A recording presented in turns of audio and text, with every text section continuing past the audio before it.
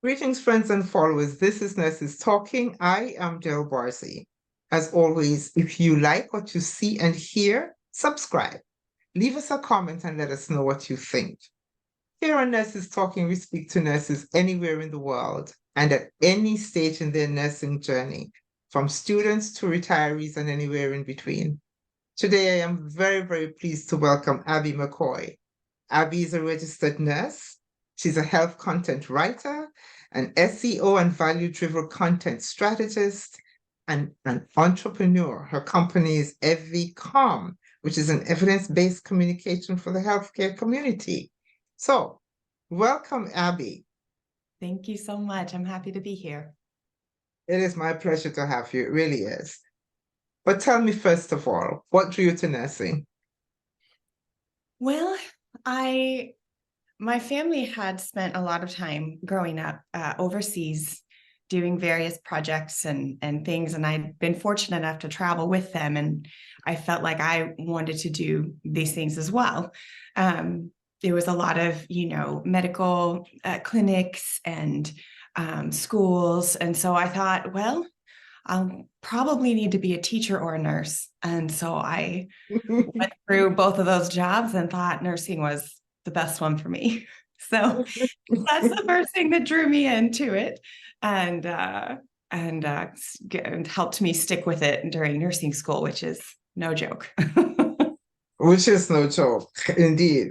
So saying that it's no joke, you tell me then that there were challenges. So what were they? Just the sheer volume of information that you had to memorize. I loved physiology and pathophysiology because it made sense to my brain, and if one thing led to another, and so it was easier for me to remember how the whole nephrology system works versus memorizing the insertion and names of all the muscles and all the pharmacology, just rote memorization with seemingly no rhyme or reason. And so yeah, that made for very many late nights and early mornings and meetings with my professors crying. But I made it. I get that. I get that. As you said that, you talked about memorizing all the muscles and all of that. It took me way back into my own nursing school days, which was more greater than 49 years ago, actually. And all of a sudden I had this vision of this one professor that I had. And in my head, I used to call her squamous cell because it seemed to me that every other word she said had to do with squamous.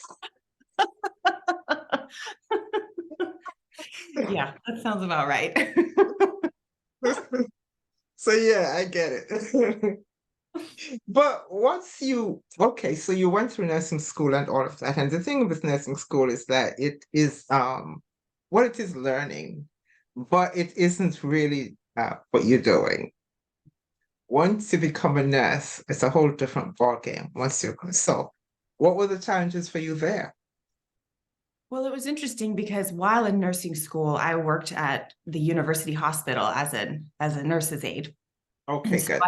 I do feel like that gave me a big leg up in Mhm. understanding culture and the flow of a shift, and feeling comfortable walking to a patient's room and giving them a Yeah. bath, which, Hmm. something that Hmm. you get used to and figure out how to put people at ease. And Hmm. so the challenge, I think, for me in the transition from school to working as an RN was the level of responsibility. Because as a tech, if a patient was in pain, I went and told the nurse and I was done. If Hmm. there was a problem, I went and told the nurse and I was done. But as a nurse, there is a lot more critical thinking involved, um, coordinating and collaborating with all different aspects of the healthcare system, and doctors and social workers, and you kind of are the touch point person for all those spokes, and so that was uh, something to get used to and understand the scope of my job, really. Yeah. Yeah, yeah. When you're there, it's like, everybody's playing tag and you're it. Yeah, you're always it. So what kind of areas did you work in? Well, I started in trauma. I was at a teaching hospital in the middle of the city in St. Louis. And so that was a very cool place to start my career because it was crazy, interesting. Everything Mm, is different. A gunshot wound isn't always the same as the next gunshot wound. And mm-hmm.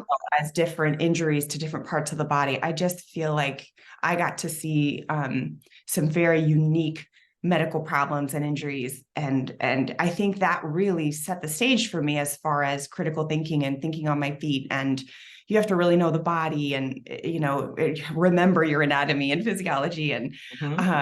it was very, very fast paced. I don't think I could do it now. Near as a 20 whatever year old, we can do a lot, maybe take a lot more, but no, that was where I started in trauma. And so as a trauma nurse, I did see a lot of different other specialties, general surgery and ortho. A lot of those different specialties were kind of involved on a Yeah. trauma floor. So that was great. So I actually then traveled for a while, and I mostly did med surg and ortho, all with adults. But then when I moved back to my hometown, I switched to pediatrics, Okay. which I never in a million years thought I would do. So I why'd you switch? I don't know. When I moved back, I interviewed at a couple different places and kind of interviewed at one of our children's hospitals on a whim, and ended up like loving it. And I was really Mm, shocked because in nursing school, I hated my pediatric rotation because they don't let you do anything, first of all. It was just a little terrifying. But I did really I enjoyed the smaller diapers, that was for sure. okay. All right. Excellent. Excellent. So, having done all of this, um, you were exposed very early to a caring kind of atmosphere and a giving kind of atmosphere, and you decided to become a nurse. You worked in different areas. What would you like to see change? I think the biggest thing I'd like to see change is the just suck it up mentality. You Mhm, know, we my very first job, we dealt with a lot of abusive patients. A lot of patients were coming off of hard drugs and were acting out and physically violent, verbally abusive, of course. That just unfortunately goes with the territory. But the physical violence, I feel, has gotten worse over the years. More and more nurses getting assaulted physically. And at one of my jobs, someone was getting injured every other day.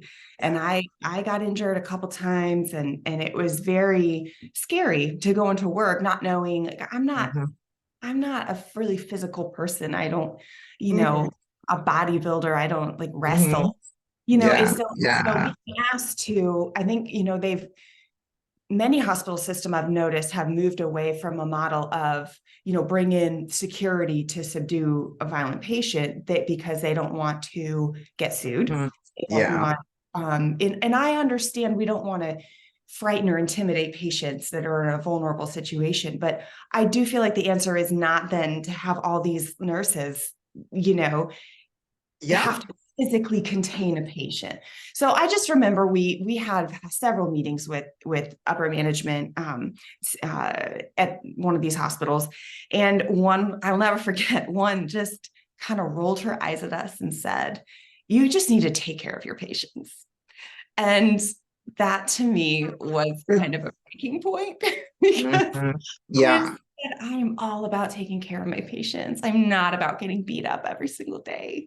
Yeah. And I think having that mentality is just why we are seeing the nursing shortage as we are now. And it's just Yeah. nurses are saying, no, it's not worth my health and my body. And I'm sorry, I'm not willing to come and get abused every day.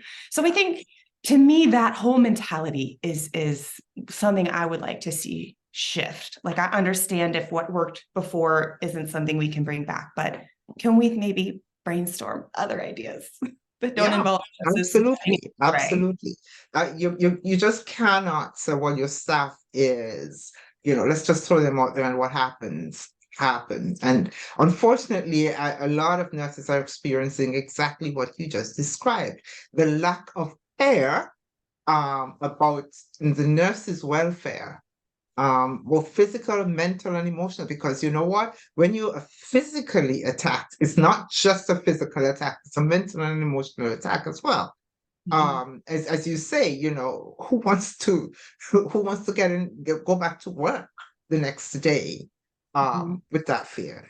I don't know that we do enough to A, protect the nurses, and B, to in our education, that we do enough to talk about de-escalating and removing yourself. Yeah, How to remove yourself from an escalating situation, how to de-escalate the situation. I don't know that we do enough of that. I agree. Anyway, Yeah, don't get me started on that. I know. So now, you're a writer. You've Mhm. shifted into technology. You're an SEO, value-driven content strategist. That to me sounds like that's up here. Uh, Gosh, well, you're that's up here. But what made you shift it apart from the wanting to remove yourself from that atmosphere? Why into this particular arena? Well, I've always loved writing. Mm. My whole life, as long as I can remember, loved reading and writing. And so I'd written random things on and off, newsletters for a nonprofit I worked with and different things like that. But I never had imagined that I could do it for a living. So I saw an ad for a book called How to Become a Nurse Writer on Facebook one day. And I just thought, that's not real. You know, that's too good to be That true. is so real. It's not real. So I scrolled past it for probably a year. I kept seeing it pop up. And so finally one day I was probably after a really rough shift, I think, where I saw this pop up. And I'm like, you know what? I'm just going to see what it's about. The book costs $6. Like, I'm not Yeah. going to be out, a lot anyway. So as I'm reading through this book, and it's by Elizabeth Haynes, who's also a nurse writer, and Mhm. she just walks you through step by step so well. Every chapter I read, I just thought, well, I could do that. I can see that. And one of the aspects of nursing that I love the most is patient education. So Mhm. reading health content feels just like an extension of that arm, really. And so, it's kind of a fun puzzle to me to kind of, think of the right wording and the way to explain something. Because when a person, including me, is concerned about something, they're going to Google it, and Yeah. say, what does it mean when da da da da da? So I just like being able to bring a voice of authority, but also compassion and empathy to my writing, because to me, it's still patient care. So yeah, that's kind of what got me into writing. And then I worked briefly for a company in their health and wellness section, which they ended up closing down. But that was amazing because I worked with an editor who just helped walk me through the writing side of it. Because like I knew medicine and I loved writing, but I didn't have a lot of writing knowledge, I was Mhm. pretty new at it. So that's where I learned a lot about the SEO, like finding the right keywords, which yes, it does bring profit to your company, but it really does make a difference for your readers too. Because when, you want to make sure if someone's worried about, like, they say a lump, they find a lump somewhere, you want to make sure that your article is found when they're typing, then they're worried at their keyboard Yeah. typing, what does this mean? So yeah, that's what really drew me into that and how I got started. Yeah.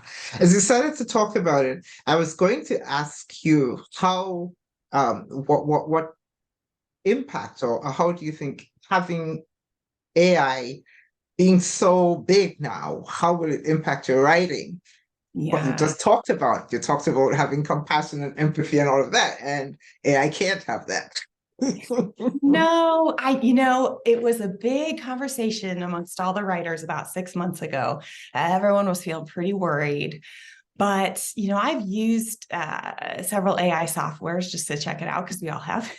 And you definitely, it's not the same. And I think we're a ways away, especially when you're talking about, like you said, compassionate writing. And the experiences I've had in hospitals and in patients' homes, and no AI is ever going to be able to replicate that, I don't think.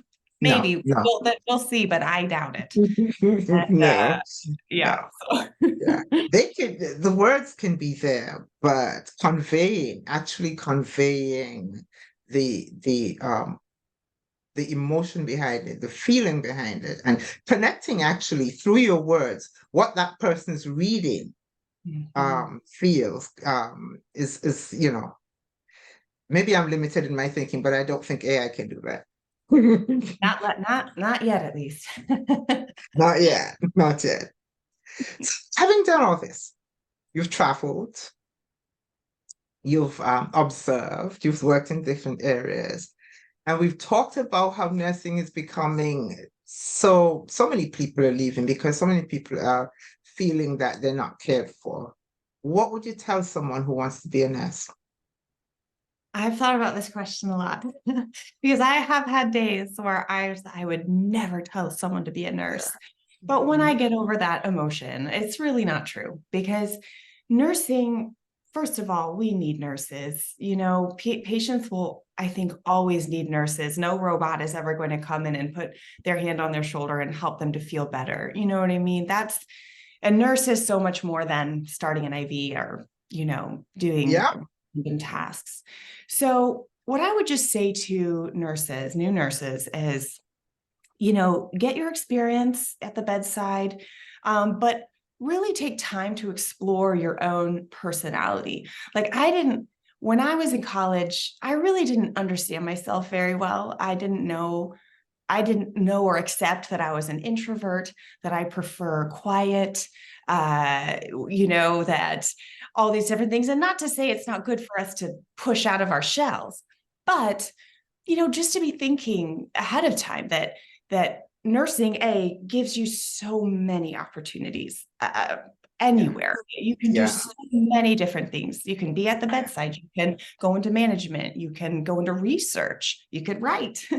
And there's so many things that if you start to, I would just say to nurses who are in school or just starting out that, like, if you're discouraged, that's okay. That's part of the nursing journey. But nursing is one of the best professions to just pivot. If you don't like what you're doing now as a nurse, there are 1,000 other opportunities for you. So I would just say, don't feel like you owe anyone to stay where you are. Get good experience and, don't move around every month, but definitely explore the right role for your lifestyle and personality and needs. Yeah. A nursing license is a license to do anything. Yeah. It really is. It really is. And you mentioned that you didn't know you were an introvert. I am beginning to believe that it is one of the essential qualities of a nurse. I cannot tell you how many nurses say that they're introverts. Self-included. But that is not what we have. That's not what we present. People don't believe me when I tell them. I know. And you're right. So many of us, one of the things about nursing, though, is that it teaches you so much about yourself. It does.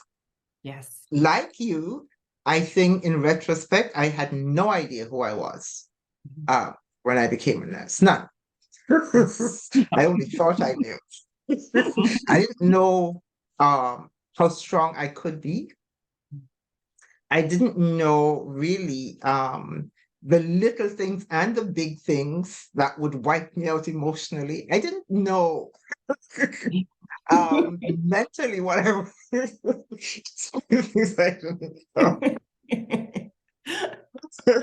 So, yeah, it teaches you about yourself. But having said all of that, what would you say if you could tell me in just one word, the most essential, what you think is the most essential quality of a nurse? What would that word be? It might surprise you, but I put a lot of thought into this one, and I would say the word is fighter. Okay. Not that we are combative, but we fight every shift, every day for our Yeah, patients, we for do. Mhm, ourselves, for our mhm, coworkers, mhm. at the facility, depending. But as the quiet, shy person that I was when I first started, it was hard for me to Mhm. stand up and Yeah, push and yeah, be annoying and persistent, and that was really hard. But that's part of the fight, and you that's, have to help patients fight for themselves because it's hard to yeah, recover from an illness or an injury. And yeah. so, we're tough and we're scrappy and we're fighters. Yeah, that's you're the first one to say fighter, but yes, that I can agree with that. I can agree with that. Particularly when you are fighting for your patient with other members of the healthcare team. And you need to explain, you need to convince some doctor who thinks he walks up here that he needs to come see this patient because, and now you have the because this and this and this and this and this. Not just come see because I say so, but because this is happening and this is happening and this. I have a good rationale. Yeah.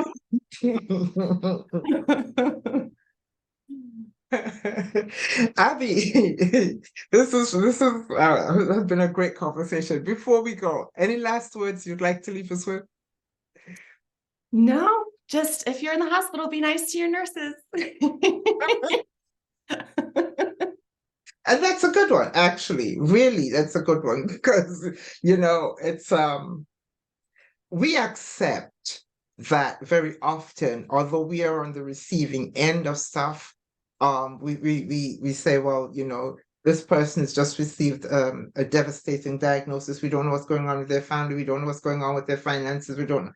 And we take it, but please be nice to your nurses. I agree. Yeah. So we're on your side. We're here for you. So be nice to us. We'll send you tea.